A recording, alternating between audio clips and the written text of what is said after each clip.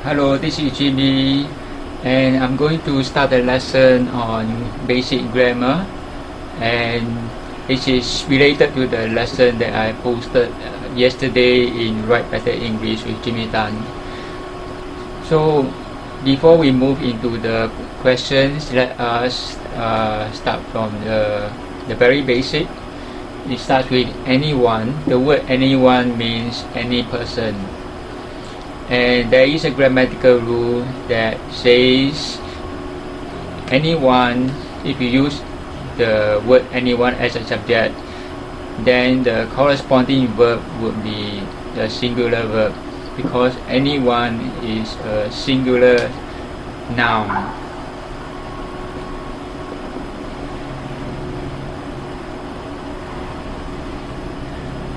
Okay, singular noun, so it will agree with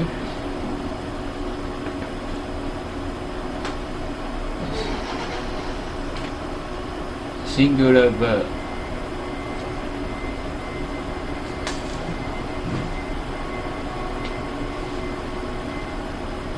Alright, so singular verb like is. Anyone is. For example, we ask the question, is anyone home? Another word for anyone is anybody. Is anybody home?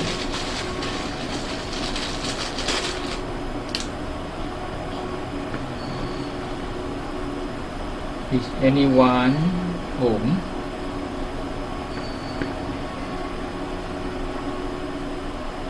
So this is the verb. This is noun. Okay, let's look at the sentence in the question yesterday.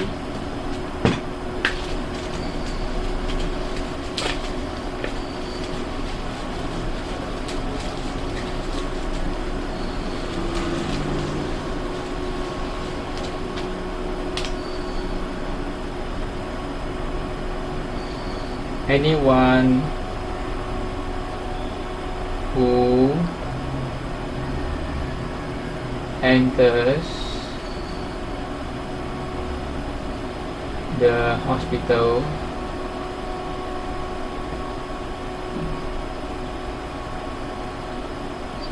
is or are encouraged. This is a question. Do something. So the question is whether we should use a singular verb or a plural verb. And we see this verb is singular because it modifies the subject, which is anyone, which is a singular noun. Okay, so we will write here a noun which is singular noun, singular verb. So should this be singular or plural? Actually the sentence should be enter our hospitals. So the question is, does this verb modify our hospital, which is also a noun, or does it modify anyone? So to answer the question, let's look at the phrase 3.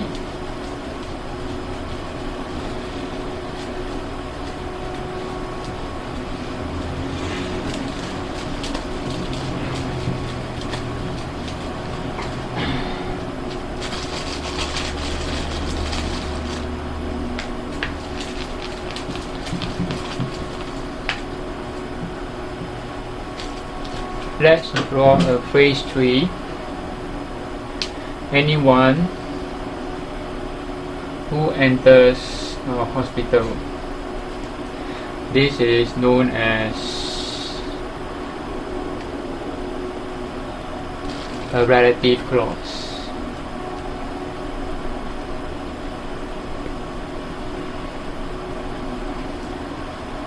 Why? Because it begins with a relative pronoun.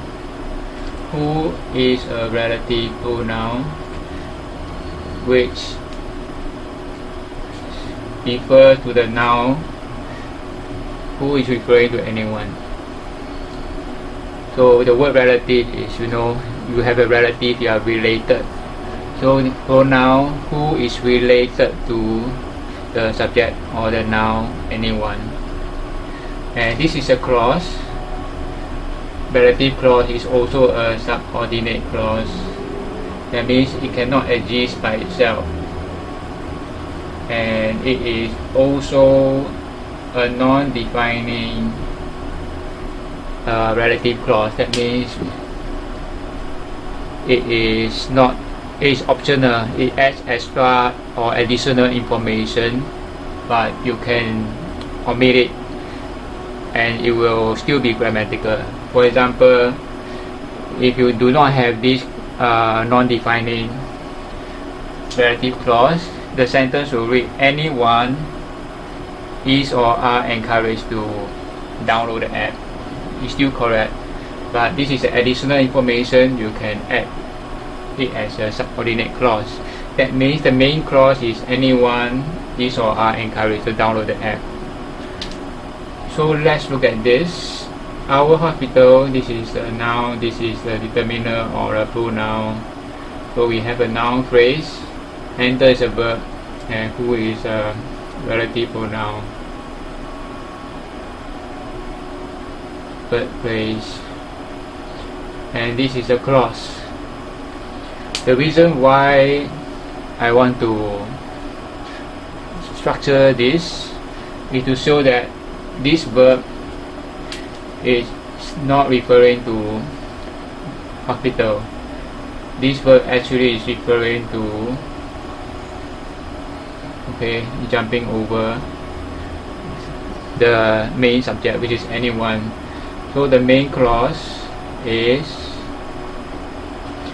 anyone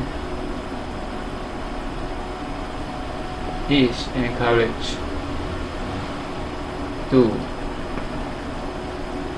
That's the main clause.